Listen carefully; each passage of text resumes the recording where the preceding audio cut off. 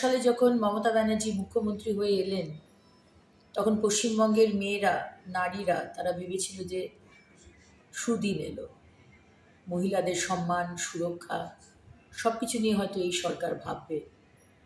কিন্তু প্রতিদিনই আমরা দেখতে পাই এই 14 বছর যে প্রতিদিন 5টা থেকে 10টা ঘটনা সারফেস করে, রিপোর্টেড হয়। আনরিপোর্টেড তো হাজার হাজার ঘটনা। রামগঞ্জে প্রতিদিন 6 মাসের শিশু থেকে শুরু করে 60 বছর 70 বছরের মহিলাদের ওপর নির্যাতন, আক্রমণ, অসম্মান, রেপ।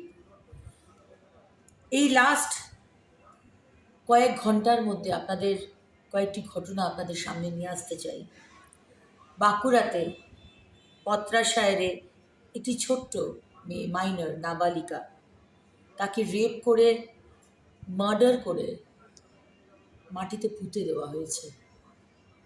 এটাই কি মুখ্যমন্ত্রী আপনার কাছে এগিয়ে বাংলার ডেফিনেশন?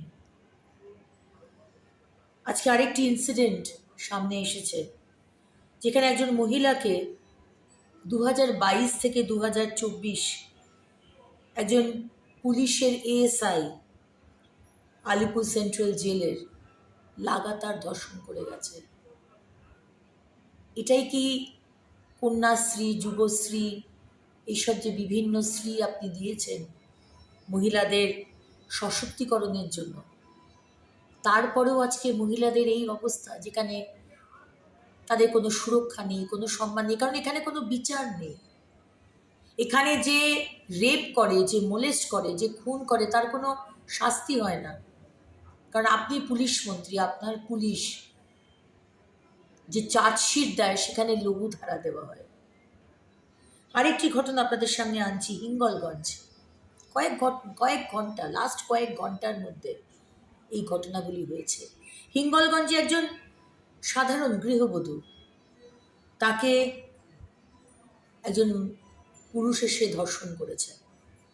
কুশমান্ডিতে একটি 7 বছরের ছোট্ট মেয়ে, তাকে রেপ করা হয়েছে। আজকে এটাই তো স্বাভাবিক, এটাই তো হওয়ার কথা যে পশ্চিমবঙ্গে মুখ্যমন্ত্রী রেপের রেট ঠিক করে দেন। ফুল রেপ কত টাকা পাবে, হাফ রেপ কত টাকা পাবে। যেখানে পুলিশ মন্ত্রী, মুখ্যমন্ত্রী মমতা বন্দ্যোপাধ্যায়ের পুলিশ রেপ হওয়ার পরে এফআইআর নেন না, বলেন মিউচুয়াল করে নাও, টাকা পয়সা নিয়ে মিটমাট করে নাও। এটাই তো হবার কথা। মুখ্যমন্ত্রী আপনি বলেন বাংলা নিজের মেয়েকে চায়,